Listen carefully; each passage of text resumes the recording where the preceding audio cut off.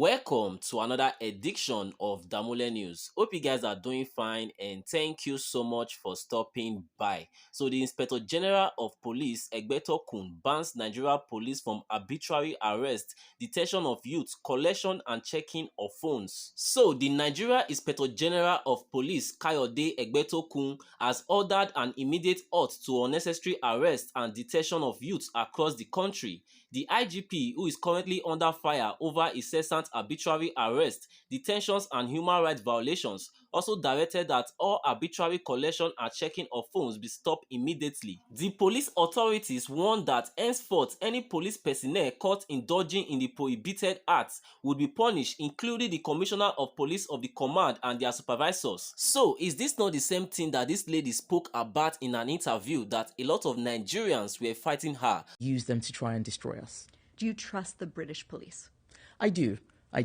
But, remember my experience with the police in Nigeria was very negative. And coming to the UK, my first experience with the police was very positive. You know, the police in Nigeria would rob us. So when people say, "Oh, I had this bad experience with the police because I'm black and they're white," I was like, "Well, I remember the police stole my brother's shoes and his watch." His shoes? Yeah, they took his shoes and his watch. It's a very poor country, so people do all sorts of things, and giving people a gun is just a license to intimidate. But that's not the bar we should use for British police. Obviously, it should be much higher.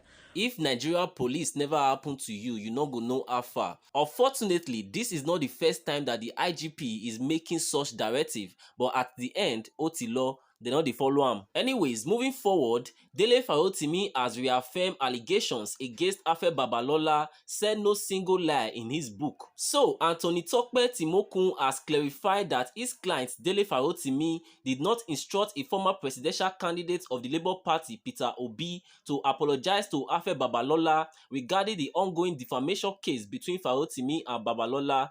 Temokun appeared on Channels Television Inside Sources with Lola Akande on Sunday edition. Temokun addressed Farotimi arrest and persecution over his book, Nigeria and its Criminal Justice System, alleging judicial corruption involving Babalola. Dele Farotimi, who has been detained since early December, maintains innocence. Temokun confirmed visiting Farotimi, stating he never authorized Peter Obi to pursue an act of court settlement or apology. According to the lawyer, Dele Farotimi said there is no falsehood in his book and that people are fighting him are fighting the truth. He said he is going to have the last laugh and felt relieved. So moving forward, the Nigerian Supreme Court dismisses suit to remove President Bola Tinubu over alleged CIA ties and drug involvement. So the Supreme Court has dismissed a lawsuit seeking President Bola Tinubu's removal, deeming it frivolous. The suit filed by Hope Democratic Party presidential candidate Ambrose Owuru alleged CIA and drug involvement. The court imposed a 5 million naira fine on Owuru. Ambrose Owuru had petitioned the Supreme Court to remove President Bola Tinubu from office. Owuru alleged that Tinubu's alleged affiliation with the US Central Intelligence Agencies renders him unfit for the presidency. Additionally, he cited Tinubu's prior forfeiture of $460,000 to the US government in a drug-related case as ground for disqualification.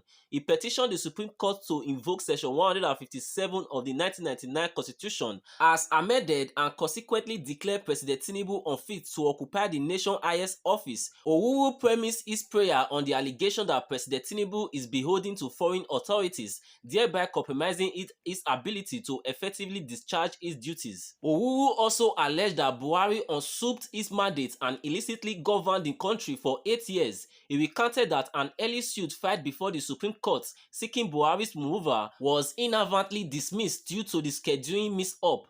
This technical oversight, Owuru argued, thwarted justice and perpetuated Buhari's purportedly illegal occupation of the presidency. He urged the Apex Court that after disqualifying President Tinubu, it should declare his president and order his immediate inauguration. This, he argued, would enable him to reclaim his purported usurped mandate. So, moving forward, IPOB again disowned Samuel Ekpa, causing Finland-based content creator. So, the indigenous people of Biafra has cautioned individuals and groups to stop ascribing Finland-based autopilot government content creator Samuel Ekpa and others in his camp as its IPOB members. IPOB, in a statement issued on Sunday by its media and publicity secretary Emma Powerful, noted that it dissociated itself from Ekpa and the Biafran government in exile, including its current prime minister in detention. According to Emma Powerful, he said, "We want those media houses attaching the content creator to please stop doing such.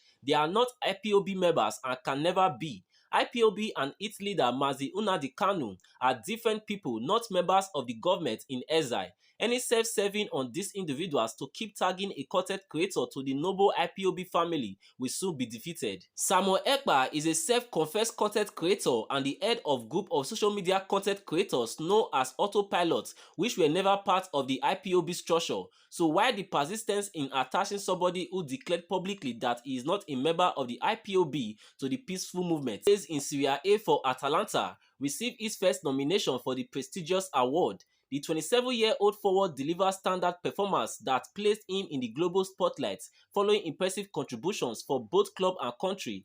Lookman has been recognized as one of the top football talents this year. Alright, so before we call it a day, Donald Trump wants Hamas to release hostages, says refusals to do so would be unpleasant. So, amid the protracted crisis between Israel and Hamas group, United States President Donald Trump has warned the group to release hostages or it is not going to be pleasant. This is even as he said he had a very good talk with Israel Prime Minister Benjamin Netanyahu on Monday. His talk comes as President Joe Biden recently dispatched more senior aides to the region to try and secure a long-sought ceasefire deal. Earlier, Hamas-led militants killed 1,200 people and abducted more than 250 people. The affected persons include Israeli-American dual nationals who were victims of the incident during their October 7, 2023 attack on Israel, according to Israel tallies. More than 100 hostages have been freed through negotiations or Israeli military rescue operations. Of the 100 still held in Gaza, roughly half are believed to be alive.